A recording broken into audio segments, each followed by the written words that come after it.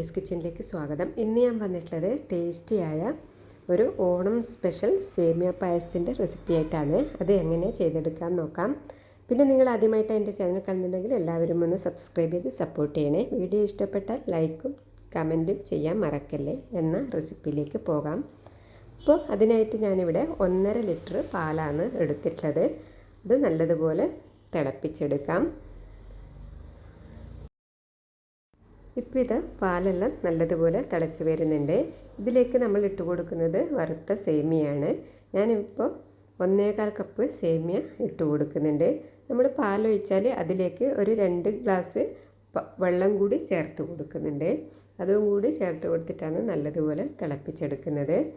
ഇപ്പോൾ നമ്മൾ 1 കപ്പ് സേമിയ ഇട്ടാലും മതി. ഞാനിവിടെ 1.25 കപ്പ് സേമിയാണ് ഇട്ട് കൊടുത്തിട്ടുള്ളത്. അപ്പോൾ ഇതുപോലെ പെട്ടെന്ന് തന്നെ വെന്ത് കിട്ടും. ഒരു 8 മിനിറ്റ് ആകുമ്പോൾ തന്നെ സേമിയ വെന്ത് വരും. അപ്പോൾ ഇതിലേക്ക് നമ്മൾ പഞ്ചസാര ചേർത്ത് കൊടുക്കുന്നുണ്ട്. ഞാനിപ്പോൾ 1/2 കപ്പ് പഞ്ചസാര മാത്രമേ ചേർത്ത് കൊടുക്കുന്നുള്ളൂ. ബാക്കി ഞാൻ കണ്ടൻസ് മിൽക്കാണ് ചേർത്ത് കൊടുക്കുന്നത്. അപ്പോൾ ഇത് ചേർത്ത് കൊടുക്കാം.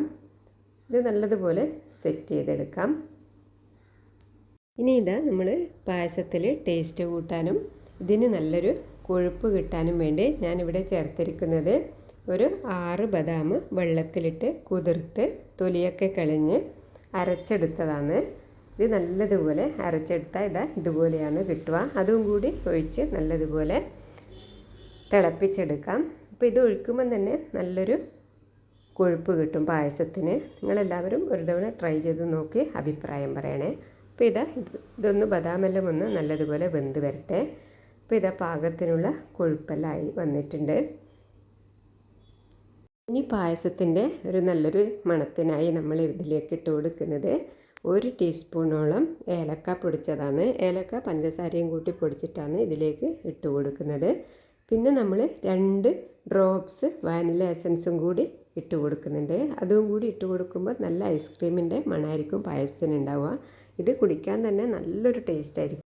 വാനില എസൻസ് ഒഴിച്ച് കൊടുക്കുമ്പോൾ കുറേ അധികമായി പോവരുത്.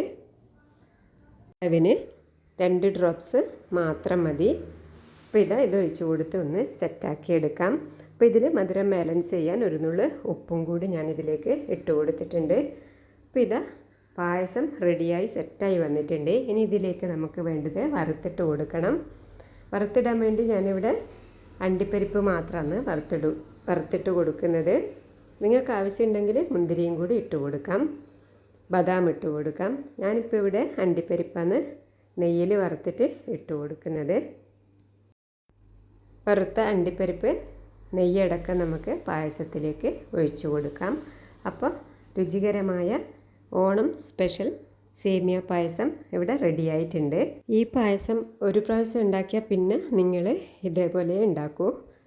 നിങ്ങൾ ഉണ്ടാക്കി നോക്കി എന്തായാലും കമൻറ്റ് പറയണേ. ഇനി അടുത്ത ടിപ്പ് ഒരു ചെറുപയർ കറി ഉണ്ടാക്കുന്നതാണ്. ഏതിനൊപ്പവും കഴിക്കാൻ പറ്റുന്ന ഒരു ചെറുപയർ കറിയാണ്. കുട്ടികൾക്കെല്ലാം ഇഷ്ടപ്പെടും.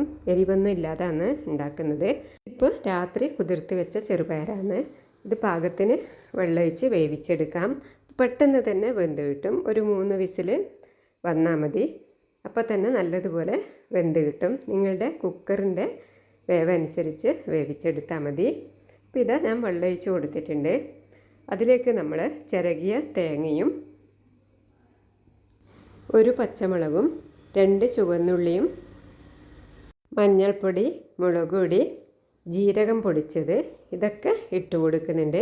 അതിനുശേഷം ഒരു 2 ടീസ്പൂണോളം വെളിച്ചെണ്ണയും കൂടി ഒഴിച്ചു കൊടുത്തിട്ടാണ് ഇത് വേവിച്ചെടുക്കുന്നത്. അപ്പോൾ ഇത് നല്ലതുപോലെ ഒന്ന് വേവിച്ചെടുക്കാം. ഇതൊരു 10 മിനിറ്റിൽ തയ്യാറാക്കിയെടുക്കാൻ പറ്റുന്ന ചെറുപയർ കറിയാണ്. ചപ്പാത്തിക്കും പൂരിക്കും ഒപ്പം എല്ലാം കഴിക്കാം. ഇനിയിപ്പോൾ ഇത് വെന്ത് വരട്ടെ. ഇതിലേക്ക് വേണ്ടുന്ന തേങ്ങയൊന്നും അരച്ചെടുക്കേണ്ട ആവശ്യമില്ല. നമ്മൾ ചിരകിയിട്ട് ഇതിലേക്ക് ഇട്ട് കൊടുത്താൽ മതി. ചെറുപയറെല്ലാം വിസിലെല്ലാം വന്ന് ആവിയെല്ലാം പോയി കഴിഞ്ഞിട്ടുണ്ട്. തുറന്ന് നോക്കാം. ചെറുപയറെല്ലാം നല്ലതുപോലെ വെന്ത് വന്നിട്ടുണ്ട്. ഇനി ഇതൊരു തവി വെച്ച് നല്ലതുപോലെ ഇളക്കിയെടുക്കണം. ഇതിലേക്കിനി ആവശ്യത്തിന് ഉപ്പും കൂടി ഇട്ട് കൊടുക്കണം. അതിന് ശേഷം നമ്മൾ നല്ലതുപോലെ ഉടച്ചെടുക്കാം. കറിയെല്ലാം നല്ലതുപോലെ തിളച്ച് വന്നതിന് ശേഷം ലാസ്റ്റ് നമ്മൾ ഇതിലേക്ക് ഇട്ട് കൊടുക്കുന്നത് ബട്ടറാണ്. ബട്ടറും കൂടി ഇട്ട് കൊടുത്തൊന്ന് സെറ്റാക്കി എടുത്താൽ രുചികരമായ ചെറുപയർ കറി ഇവിടെ റെഡി ആയിട്ടുണ്ട്. ലാസ്റ്റ് നമ്മൾ ഒരു തണ്ട് കറിവേപ്പിലയും കൂടി ഇട്ട് കൊടുത്ത് ഗ്യാസ് ഓഫ് ചെയ്യാം. അപ്പോൾ എളുപ്പത്തിൽ ഉണ്ടാക്കാൻ പറ്റുന്ന ചെറുപയർ കറി റെഡിയായി. നിങ്ങളെല്ലാവരും ട്രൈ ചെയ്ത് നോക്കിക്കോളൂ കേട്ടോ. ഇനി അടുത്ത ടിപ്പ്, നമ്മൾ പുട്ടുണ്ടാക്കുമ്പോൾ പുട്ടുപാനിയിലേക്ക് നമ്മളിതുപോലെ ചെറിയ ഉള്ളി ഒന്ന് ഇട്ട് തിളപ്പിച്ചാൽ പുട്ടിന് നല്ല മണവും സ്വാദും കിട്ടും.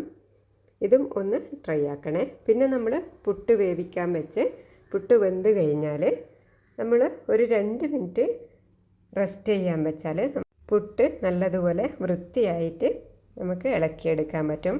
നമ്മൾ പപ്പടമെല്ലാം ചുട്ടെടുക്കുന്ന ഈ കമ്പി കൊണ്ട് പുട്ട് തള്ളിയെടുക്കാൻ നല്ലതാണ്. അപ്പോൾ ഇതൊരു ടിപ്പാണ്.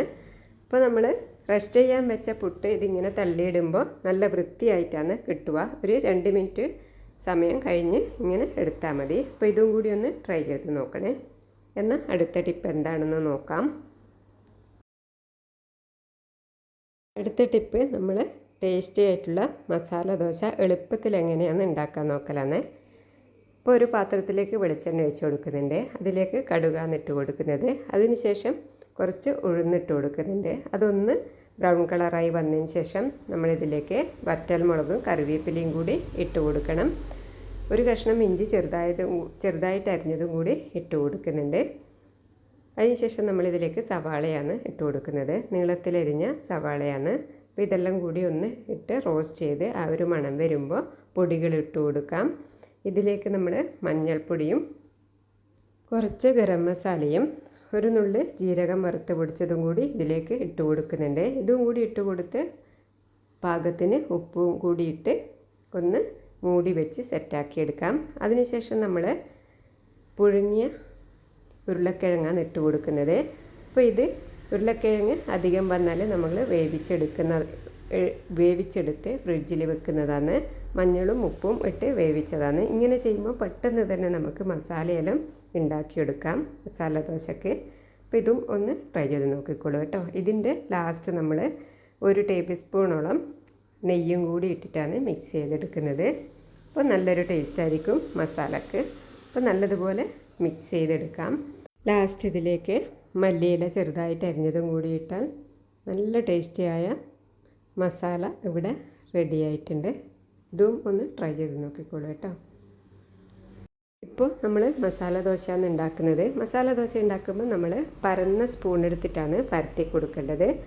നമ്മൾ അടി ഉരുണ്ടത് ഇട്ട് കൊടുത്താൽ എടുത്ത് പരത്തിയാൽ അത് റൗണ്ടായി കിട്ടില്ല. അപ്പോൾ പരന്ന സ്പൂൺ വെച്ച് നമ്മൾ ദോശ പരത്തിയെടുക്കാൻ നോക്കുക. പിന്നെ നമ്മൾ ദോശ മാവിലേക്ക് ചുട്ടെടുക്കാനാവുന്ന സമയത്ത് 1 ടീസ്പൂണോളം വറുത്ത റവ മിക്സ് ചെയ്ത് വെച്ചതിന് ശേഷം നമ്മൾ ദോശ ചുട്ടെടുത്താൽ നല്ല ക്രിസ്പിയായ മസാല ദോശ കിട്ടും. അരി കുതിർക്കുന്ന സമയത്ത് 1 ടേബിൾ സ്പൂൺ തുവരപ്പരിപ്പും കൂടി മസാല ദോശക്ക് ഇട്ട് കൊടുക്കണം.